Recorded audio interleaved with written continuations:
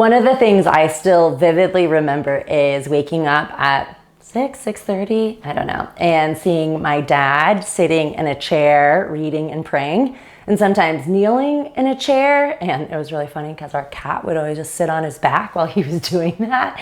But he was praying and reading and spending time with Jesus. And like, I will always have that vivid picture of my dad spending the first part of his day like before the Lord.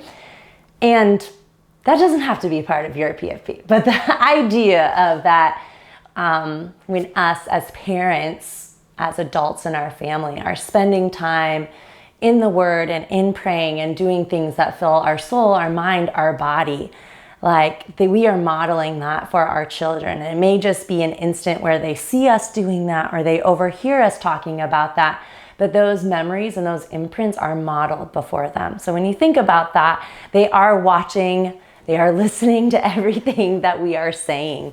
And also just participating in these rhythms and practices is just holistic ways that we get to experience the love and grace and depth of Jesus. And when we are living in that, we're living out of his fullness, that we're rooted in his love. We're not striving. We're not living out of a deficit model. And just imagine the impact that then that has on your relationship with your children, that you're not living in mom guilt or all these things because you're rooted in the love of Jesus, because you've been sitting at his feet, you've been engaging in the world, that you've been filling your soul with him.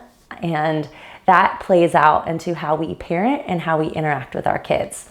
And there's ways that you can bring them along in that, right? Like you can read together on the couch. Maybe you do that soul-giving thing. It's not just like, I get to veg out by myself. Like, what can you do as a family? Can you go to the beach and watch the sunset together?